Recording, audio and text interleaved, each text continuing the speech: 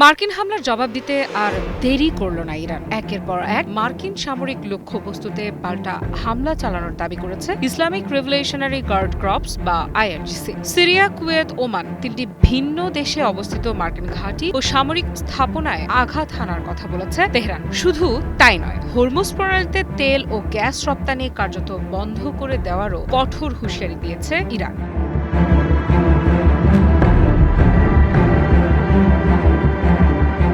আইআরজিসির দাবি, সম্প্রতি মার্কিন বিমান হামলায় ইরানের দক্ষিণ পূর্বাঞ্চলের বামপুরে সেনাবাহিনীর ৩৮৮তম ব্রিগেডের ৭ সদস্য নিহত হওয়ার পরই শুরু হয় এই প্রতিশোধমূলক অভিযান। ইরানের ভাষ্য অনুযায়ী এটি ছিল সুপরিকল্পিত এবং একযোগে পরিচালিত একাধিক সামরিক অভিযান, যার লক্ষ্য ছিল অঞ্চলে অবস্থানরত মার্কিন বাহিনীর গুরুত্বপূর্ণ অবকাঠামো।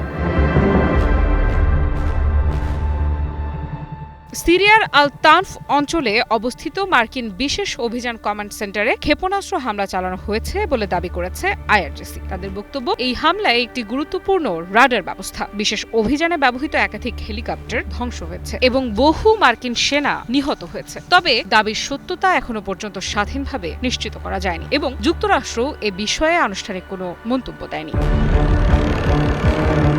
একই সময়ে কুয়েতেও বড় ধরনের হামলার দাবি করেছে ইরান। আইআরজিসির ভাষ্য মতে, সেখানে মার্কিন অস্ত্রের গুদাম, ক্ষেপণাস্ত্র প্রতিরক্ষা নজরদারি রাডার এবং দুটি হাইমার্স রকেট লঞ্চার লক্ষ্য করে হামলা চালানো হয়। ইরানের দাবি, হামলার পর মার্কিন ঘাঁটিতে বড় ধরনের অগ্নিকাণ্ডের ঘটনা ঘটে।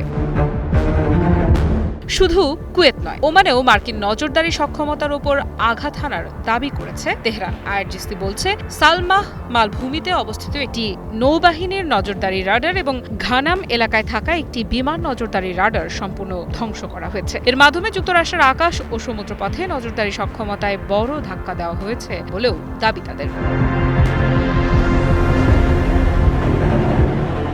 এদিকে আইআরজিসি যুক্তরাষ্ট্রের বিরুদ্ধে আরও গুরুতর অভিযোগ তুলেছে। তাদের দাবি, সাম্প্রতিক মার্কিন হামলায় শুধু সামরিক স্থাপনায় নয়, টেলিযোগাযোগ ব্যবস্থা, রেল অবকাঠামো এবং বেসামরিক যানবাহন ক্ষতিগ্রস্ত হয়েছে। এতে সাধারণ মানুষের প্রাণহানি ও আহতের ঘটনাও ঘটেছে বলে অভিযোগ করেছে তেহরান।